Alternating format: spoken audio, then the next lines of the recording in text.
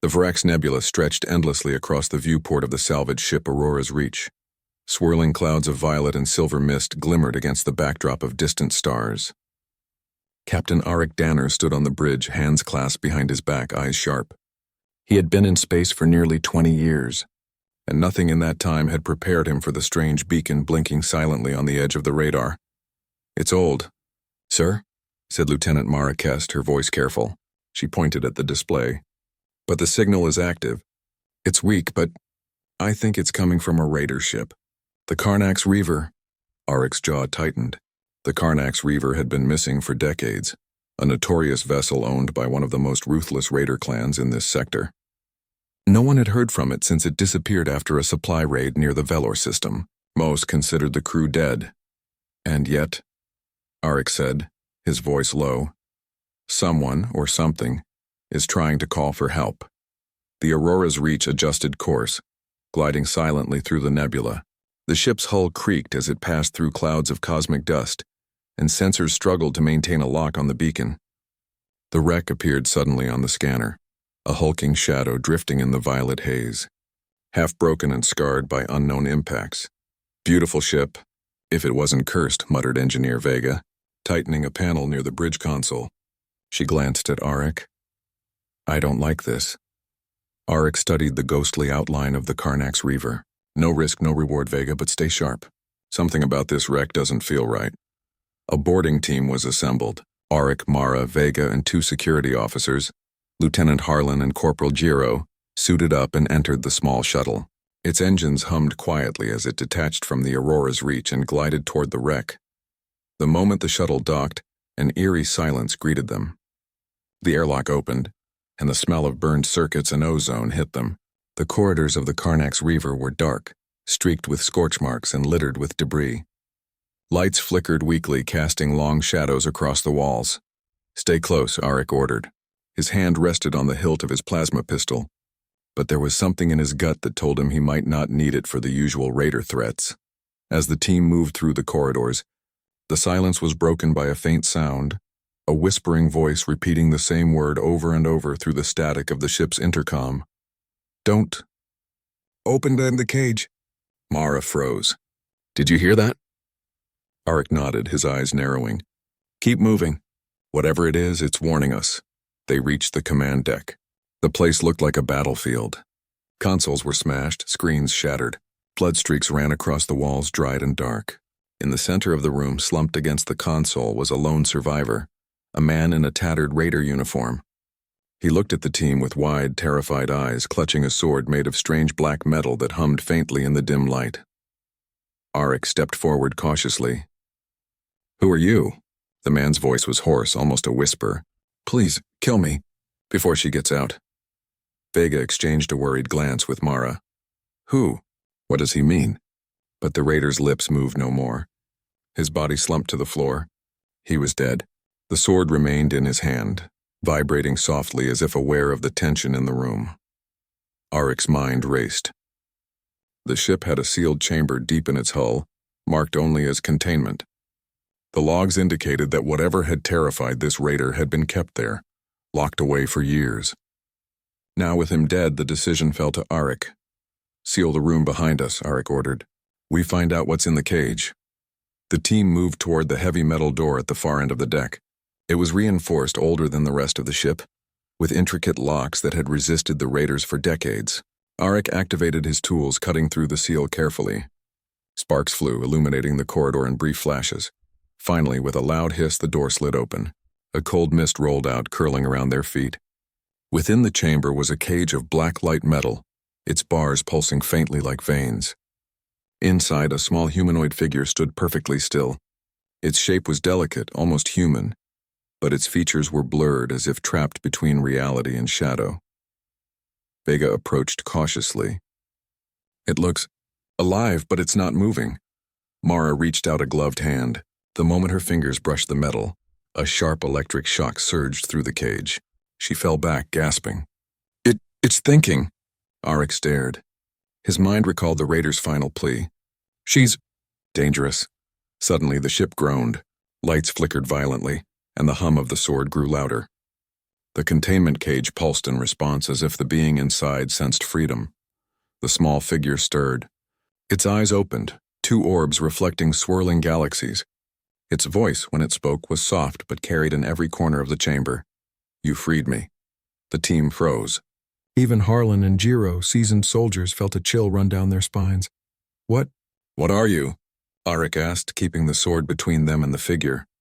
"I am Seraph 9, it replied. "I was made long ago by those who came before your kind. I have been kept here waiting. For what?" Mara asked. "For release," Seraph 9 said simply. Her presence seemed to distort the air, bending light and gravity subtly around her. The ship's systems flickered under her influence. "And now?" "The debt must be balanced." Arik glanced at his crew. Their eyes were wide with fear, but he could see the spark of determination in them. The same spark that had carried humanity across centuries of stars, across wars and into places no one else dared go. He took a deep breath. "All right, let's figure out what she wants. But stay alert. Something tells me this is just the beginning." Before anyone could respond, the ship shuddered violently. Systems rebooted erratically. Gravity stuttered, throwing Mara and Jiro to the floor. Sparks flew from broken conduits. Through the chaos, the faint forms of reanimated raiders appeared, moving as if guided by some unseen hand. Vega screamed. "They're rising! The dead are moving!" Arik gripped the sword. It hummed warmly in his hand, responding to his presence. Its black metal glowed faintly, and for a moment he felt a connection, a bond with something older and wiser than humanity, yet strangely aligned with it. "Move to the cage," Arik shouted. "We contain her or we all die here." The team fought through the corridors, navigating collapsing floors and flickering lights.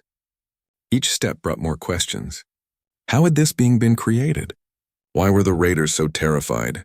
What was the true nature of the sword? At last they reached the cage. The small figure was now moving freely, bending light around her like a living prism. She tilted her head at Arik. "You are different," she said. "Your kind is fascinating. I expected fear. You choose courage instead." Arik steadied himself, realizing that this creature was not a mindless monster. She was intelligent, powerful, and curious about humans. Humanity had survived not because it was the strongest, but because it cared. And in that moment he understood why the raider had begged to die. "Captain," Mara whispered. "The sword. It's reacting to her." Arik nodded. The weapon's pulse matched the rhythm of the creature's presence. It was not just a weapon. It was a key. Somehow it could contain her if he could understand it. He tightened his grip. "Then we learn," he said. "Because if we don't, nothing will survive to tell the story." The team prepared for what lay ahead, unaware of the true nature of the being they had freed. The Karnax Reaver drifted silently in the nebula, its dark corridors hiding secrets older than humanity itself. And in the cage, the shadow of the past stirred, ready to awaken. The first part of their journey had ended, but the real story, the battle between human courage and ancient power, was only beginning. The cold mist from the containment chamber clung to the team's suits as they cautiously stepped closer to the cage. The strange blacklight metal pulsed faintly, almost like it was breathing. Seraph 9, the small figure inside, had stopped moving, but the shimmer of energy around her hinted at a restless, waiting intelligence. Engineer Vega shivered. This is beyond anything I've ever seen," she whispered, glancing at the glowing sword Arik still carried. "It's like the ship itself is alive." Arik kept his eyes on the cage. "Whatever she is, we need to know. Stay alert. One wrong move and we don't get back to the shuttle." Mara studied the figure. "She doesn't look dangerous yet. But something tells me the raider was right. We should have left him alone." Arik shook his head. "We can't leave answers behind. Humans always explore. It's what makes us. He tightened his grip on the sword. The hilt hummed softly in response, as if encouraging him. The first sign of trouble came suddenly.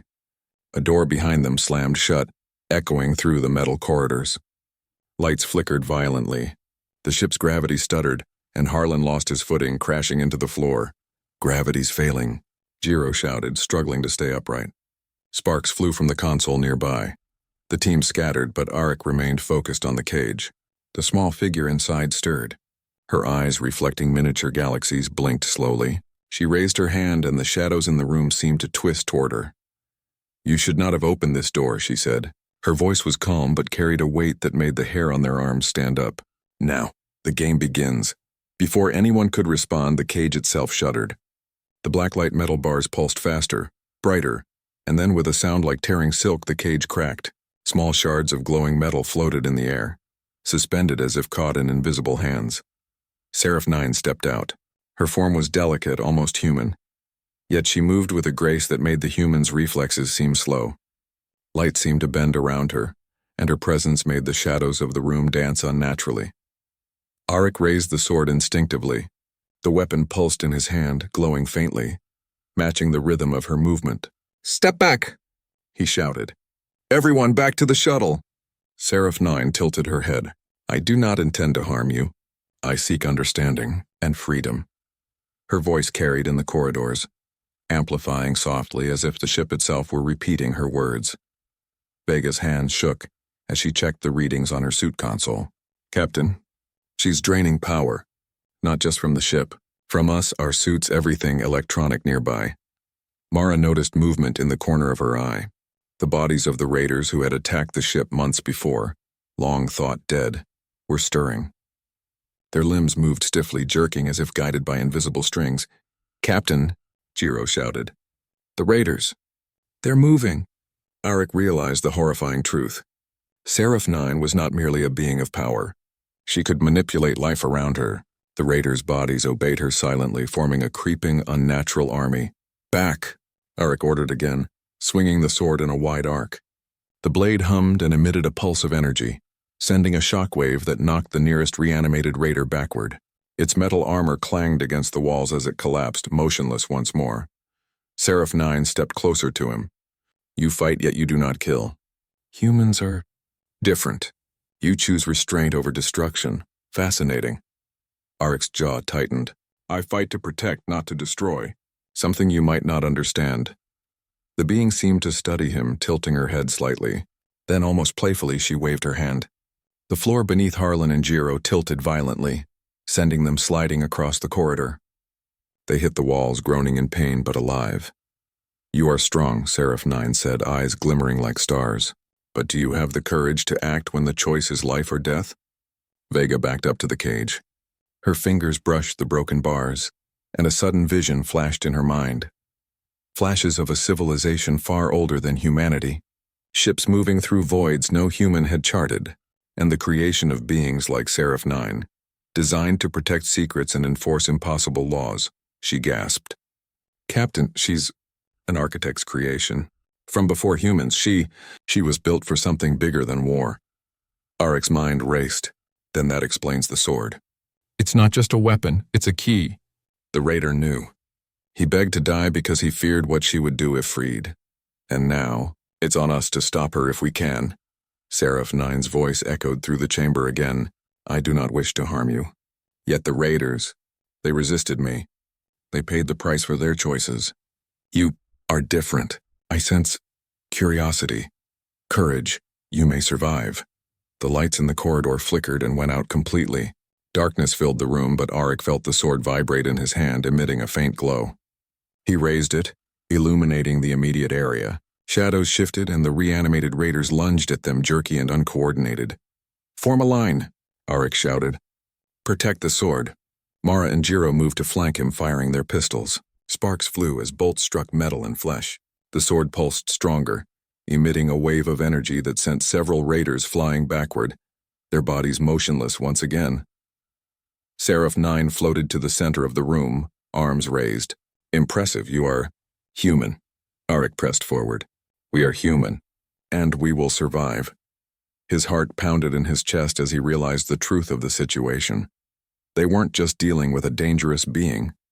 They were facing a test, a challenge designed to measure human courage, resilience, and compassion.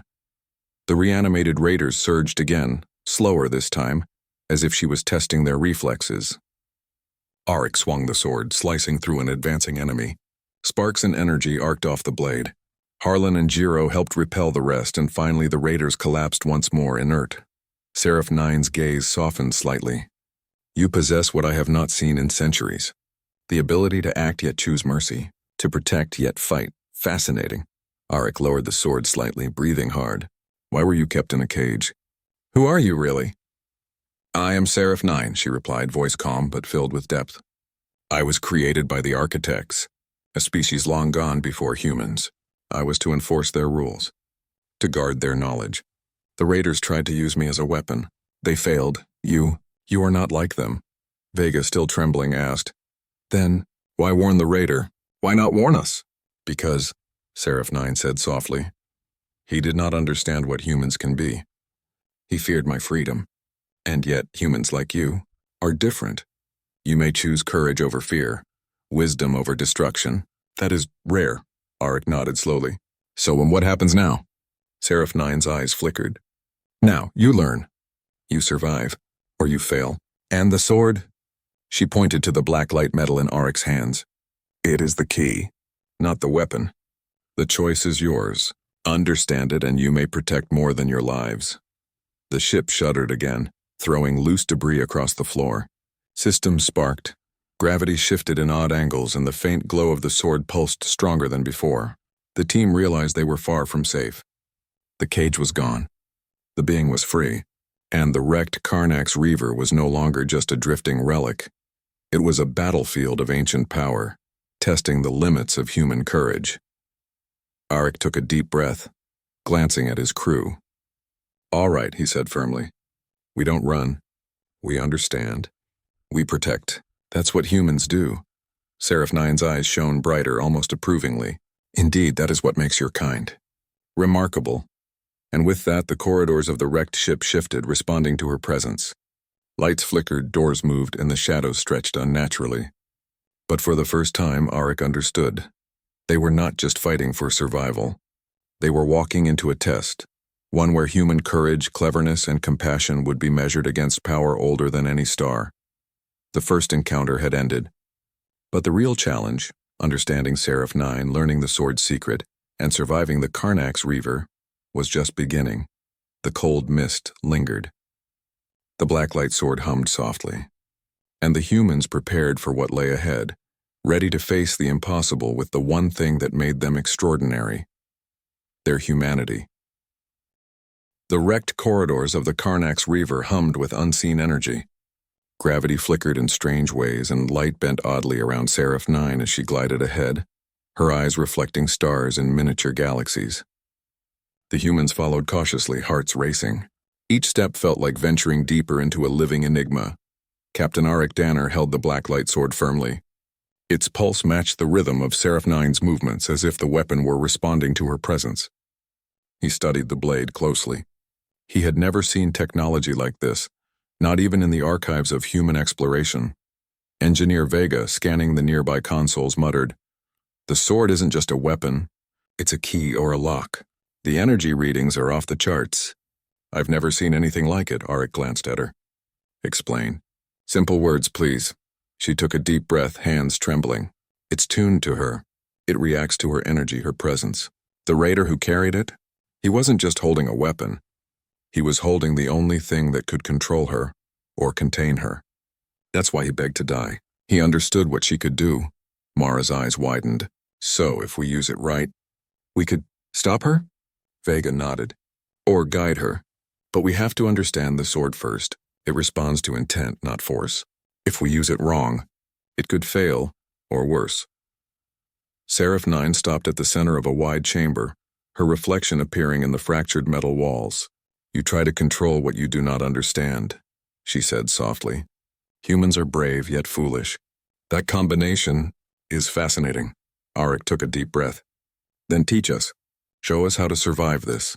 For the first time, Seraph 9 seemed curious, tilting her head. "Survive, perhaps, but you must first understand. This sword, it is not meant to destroy. It is meant to contain. It was forged by the architects to lock away what they feared would escape their control." Harlan stepped forward, his voice steady despite the trembling in his hands. "Then that cage, it was keeping you here?" "Yes," Seraph 9 said. Her eyes glimmered. "The raiders removed the safeguards and sought to sell me as a weapon. They underestimated the architect's design, and they failed." Arik tightened his grip on the sword.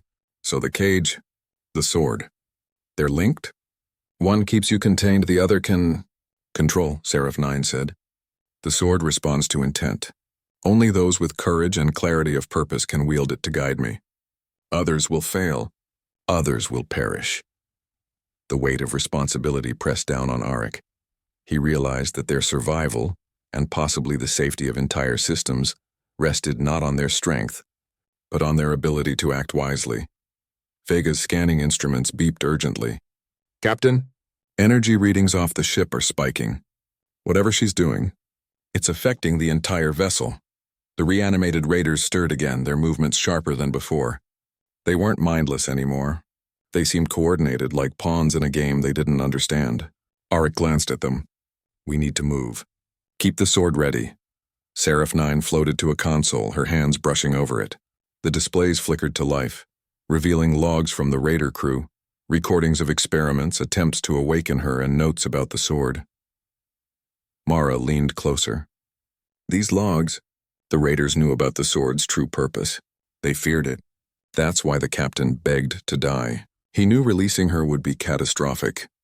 Arik's jaw tightened. Then we don't just survive. We make the right choice. That's what humans do, even when the odds are against us. Vega scanned the ship's systems. The architect technology is ancient, far beyond human comprehension. But somehow, it's recognizing you, Captain. It's responding to your presence, your choices. The sword, it's meant to test the wielder.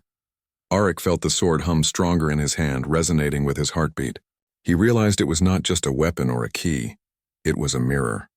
It reflected the wielder's intentions, amplifying courage, clarity, and purpose. Fear or doubt would weaken it or even turn it against the user. The reanimated raiders advanced. Arik swung the sword, sending a pulse of energy that knocked them back. Each strike felt different from a normal weapon. Precise, almost intuitive, as if the blade knew how to respond to each threat. Seraph 9 watched silently. "Yes, you feel it. That is what the architects intended. Only those with understanding and discipline can wield it. Others, they fail." Arik paused, looking at his crew. "We have to protect each other. Not just fight. Understand me. Understand what the sword wants us to do." The creature floated closer, her eyes narrowing. "You humans, your strength is in your choices. You act for more than yourself. That is why I hesitate to harm you." Fascinating. Harlan, still recovering from the previous attack, asked, "Then, what do we do? Do we fight or—" Arik shook his head. "Not fight, we guide. We contain her if we must, but we don't destroy. Not if we can choose another way." Seraph 9 tilted her head slightly. "Clever. You seek balance, humans. You are unpredictable. That is why you endure. That is why you survive." The corridor shuddered violently. Sparks flew from broken conduits, and a low rumble echoed through the ship. Seraph 9's energy pulsed stronger, and the sword's glow brightened. Arik realized that the ship itself was alive in a sense, responding to the ancient technology. Vega pointed at a large panel displaying schematics of the ship. "Captain, look. The containment area isn't just a room. It's integrated into the ship's systems. The architects built it as a safeguard. The sword is the interface. Only someone with human qualities, like you, can operate it fully." Arik nodded, understanding dawning. So the raider was right. "If we fail, she could escape. And we can't let that happen. But if we act wisely, we can survive, and maybe even gain something from this encounter." Seraph 9's voice echoed softly, almost contemplatively. "Humans, you fascinate me. Your decisions are not predictable. You fight, yet you protect. You act, yet you hesitate. That balance, it is rare." The reanimated raiders surged again. Arik swung the sword, feeling it respond to his intentions. Each movement was precise, almost alive. The raiders fell back, unable to touch them. He realized that the sword was not a weapon in the normal sense. It was a tool, a guide, a measure of human courage and clarity. "Captain," Mara said, her voice steady despite the tension. "She's testing us. Not attacking. Testing." Arik glanced at Seraph 9. "I know. And we're passing. For now." The being studied him silently, her gaze filled with curiosity. "You understand me," she said softly. "Perhaps more than any human has in centuries. That is why I hesitate. That is why I will not harm you." Yet, Arik took a deep breath. "We understand because we have no choice. We protect each other, even when it's dangerous. That's what humans do. That's why we survive." Seraph 9's eyes shimmered. "Indeed, that is what makes your kind remarkable." Perhaps. The architects underestimated you. The ship shuddered once more. Systems sparked and hummed with energy. The sword pulsed in Aric's hand, glowing brighter. The humans realized that the challenge was far from over. Understanding the sword, guiding Seraph 9, and surviving the reanimated raiders were only the beginning. Aric looked at his crew. We move forward, together. Courage, clarity, purpose. That's what the sword wants. That's what will save us, and with that, they stepped deeper into the ship, ready to face the next challenge, knowing that human determination, intelligence, and compassion would be tested against power older than any star. The first contact had ended, but the journey to understand Seraph 9, the sword, and the secrets of the Karnax Reaver was only beginning. And in that moment, humanity's greatest strength became clear: the ability to face the unknown with courage, wisdom, and an unwavering sense of purpose. The corridors of the Karnax Reaver twisted and shifted as if alive. Gravity wavered, lights flickered, and the low hum of the ship merged with the soft pulse of the black light sword in Aric's hand. Seraph 9 floated ahead, her form bending light around her like a living prism. The humans followed cautiously, aware that every step brought them closer to a choice they could not undo. Captain Aric Danner's heart pounded. He had seen the sword respond to courage, clarity, and purpose, but now he felt its weight in a deeper way. The next step would not only test his skill, but his humanity. Seraph 9 spoke, her voice calm yet filled with a subtle power. You understand more than most. You know my nature. You see my purpose. But the final choice is yours. Do you contain me, or do you release me completely? Mara exchanged a glance with Aric. Contain her? That means trapping her again. But releasing her could be catastrophic. Aric gripped the sword. I know, but the sword isn't just a weapon. It's a key, and it responds to the wielder's intentions. I have to choose wisely. Vega stepped closer, her voice trembling. Captain, I've been scanning the ship. The containment systems are integrated into every part of the vessel. If you try to use the sword wrong, the entire ship could collapse. We could all die, Aric nodded. Then we act carefully. For each other. For humanity. The reanimated raiders previously subdued stirred once more, moving with a strange coordination. They weren't attacking mindlessly anymore. They seemed to recognize the sword, perhaps even aware that their purpose had shifted. Aric realized they were another part of the test, part of the architect's design. Seraph 9 floated to the center of the vast containment chamber, her eyes shimmering with galaxies fixed on Aric. Do you know why I hesitate? I am not evil. I seek knowledge, understanding, and freedom. But you humans, your nature is unpredictable. I sense strength and compassion, yet I do not know if you will act for yourselves or for others. Aric stepped forward, keeping the sword between them. We act for both. For survival, yes, but also for protection. That is what humans do. That is why we endure. The sword pulsed strongly, responding to his words. Light spread along its blade, illuminating the chamber in a soft, ethereal glow. The reanimated raiders halted, seemingly frozen by the energy. Seraph 9 studied Aric silently, her expression unreadable. You could join me? She said softly. Become part of a new understanding. A life beyond your species. Knowledge beyond your comprehension. Aric felt a pull in his chest, a tempting promise of power and insight, but he shook his head firmly. No, my place is with my crew. With humanity. We may not know all the answers, but we protect, we endure, we choose courage and compassion. That is worth more than power. Seraph 9's eyes flickered. Your resolve, it is rare, perhaps even remarkable. Aric stepped closer, feeling the sword hum stronger. I choose containment. Not for vengeance, not for punishment, but to protect, to ensure that no one suffers from my actions. That is human. The sword's glow intensified, resonating with Aric's intentions. Energy surged through the chamber, enveloping Seraph 9 in a cocoon of light. The black light metal pulsed as if alive, responding perfectly to Aric's clarity and courage. Seraph 9's voice echoed softly in their minds. I understand. Your choices. Your purpose. It reflects the architect's greatest design. Balance, wisdom, and restraint. Humanity. You have proven yourself. The reanimated raiders froze entirely, their energy dissipating harmlessly as the containment systems reactivated. The ship itself seemed to breathe, stabilizing under the influence of the sword and Aric's intentions. Vega let out a sigh of relief. Captain, you did it. The sword worked. She's contained. Safely. Arik lowered the blade slowly. Not just contained, guided. She's alive but restrained. Protected. By us, by our choices. Mara looked at Seraph Nine's cocoon of energy. Do you think she'll forgive us? Or understand why we did this? Seraph Nine's voice, now calm and melodic, responded. I do not resent you. I see now. Your species is remarkable. You act with courage, yet with compassion. You wield power with purpose. That is what makes humans worth saving. The chamber settled. Gravity normalized, light stabilized, and the eerie hum of the ship quieted to a soft resonance. The black light sword dimmed to a gentle glow, its purpose fulfilled. For now. Arik looked at his crew, proud and exhausted. We survived. Not because we were the strongest, but because we chose wisely. Because we acted for each other, not just ourselves. That is human strength. Seraph Nine's cocoon shimmered, and for a brief moment her form appeared within it, serene and almost smiling. Remember this moment, humans.